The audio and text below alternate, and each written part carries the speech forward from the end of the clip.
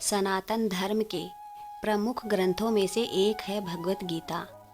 इसमें भगवान श्री कृष्ण और अर्जुन के बीच हुए संवाद का वर्णन है। महाभारत युद्ध से पहले अर्जुन को अपने कर्तव्यों को लेकर संदेह है और श्रम की स्थिति में देखकर भगवान श्री कृष्ण ने उन्हें जीवन के अच्छे रहस्यों और धर्म, योग, कर्म और भक्ति के मार्ग का उपदेश दिया। दरअसल कुरुक्षेत्र की रणभूमि में अर्जुन अपने ही रिश्तेदारों, गुरुओं और मित्रों को युद्ध के लिए तैयार देखकर चिंता में पड़ जाते हैं। इस दुविधा को देखकर भगवान श्री कृष्ण ने उन्हें गीता का उपदेश देते हैं। श्रीमद् भगवत गीता के उपदेशों के बाद कुरुक्षेत्र का महायुद्ध शुरू हुआ। 18 दिनों की भीषण लड़ाई के बाद पांडवों को कौरवों पर विजय प्राप्त होती है। इसके बाद अखंड भारत का निर्माण होता है। गीता के उपदेश आज भी उतने ही महत्वपूर्ण है जितने तब थे। गीता के सिद्धांत व्यक्ति को जीवन जीने की सही राह दिखाते हैं।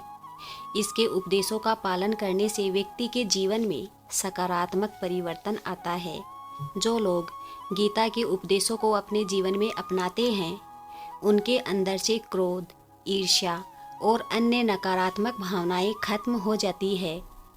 वे किसी भी चुनौतियों का सामना बेहतर तरीके से करने में सक्षम हो जाते हैं। बता दें कि इस ग्रंथ में 18 अध्याय और 700 श्लोक हैं।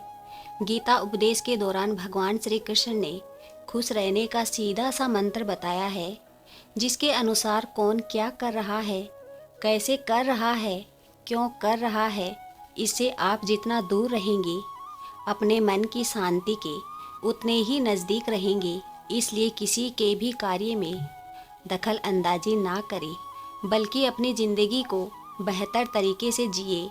भगवान श्री कृष्ण ने गीता उपदेश के दौरान यह बताया है कि कोई भी व्यक्ति समय के साथ साथ अपने बुरे वक्त को भूल जाता है, लेकिन बुरे वक्त में अपने प्रति लोगों का व्यवहार वह कभी नहीं भूल पाता। इसलिए किसी का बुरा वक्त चल रहा हो तो उस समय उस पर हंसना नहीं चाहिए, क्योंकि समय का पहिया घूमता रहता है और वह लौटकर जरूर आता है।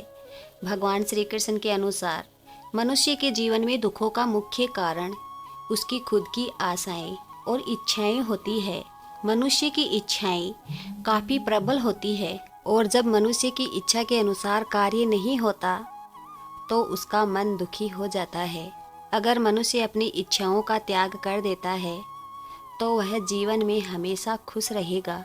गीता उपदेश के दौरान भगवान श्री कृष्ण ने बताया है कि कर्म का थप्पड़ इतना भारी और भयंकर होता है कि जमा हुआ सारा पुण्य खत्म हो जाता है। पुण्य खत्म होने पर समर्थ राजा को भी भीख मांगनी पड़ती है। इसलिए कभी किसी के साथ छल कपट ना करे, आत्मा को दुखी करे।